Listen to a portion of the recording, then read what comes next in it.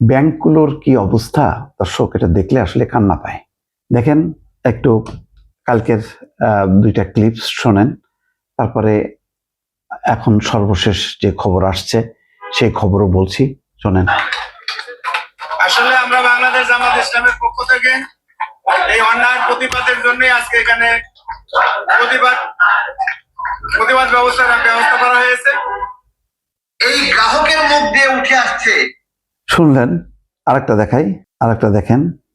ইসলামী ব্যাংকটি যতদিন বাংলাদেশ জামাত ইসলামের ইসলামী ছাত্র শিবিরের দায়িত্বশীলদের হাতে ছিল তখন ভালো ছিল।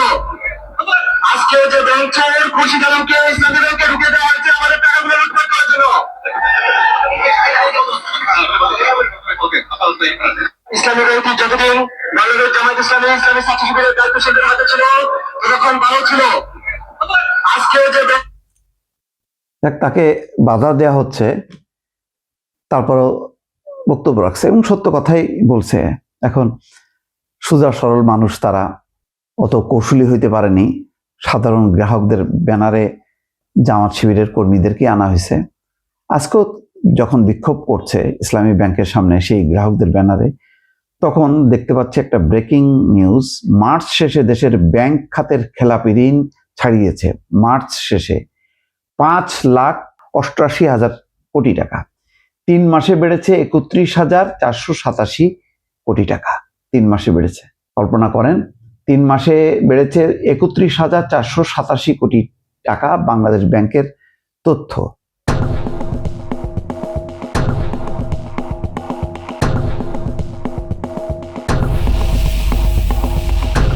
দর্শক বুঝতে পারছেন কত বিপজ্জনক অবস্থার মধ্যে আছে। প্রথম যেই দুইটা ক্লিপস দেখালাম, দুজনের বক্তব্য, এই যে ইসলামী ব্যাংকগুলো এখন দখল পাল্টা দখল। কালকে দেখলাম এমডি পদত্যাগ করেছেন, নতুন চেয়ারম্যান নিয়োগ হয়েছে খুরশিদ আলম, তার বিরুদ্ধে। তার মানে হচ্ছে কোনো একটা দল বা গোষ্ঠীর পছন্দ হয়নি, সেজন্য তারা এটাকে একটা, এখন ব্যাংকগুলো হয়ে গেছে একটা রাজনীতির একটা প্রতিষ্ঠান। আগে যেমন আওয়ামী লীগ আমলে বেশ কিছু ব্যাংক দেওয়া হয়েছে ওই রাজনীতির ছত্রছায়ায়। রাজনৈতিক লোকজন, তাদের অনুগ্রহভাজন বা সমর্থিত লোকজনদের হাতে বিলি বন্টন করছে, এর মধ্যে দিয়ে লুটপাট হয়েছে, আর কিছু হয়নি।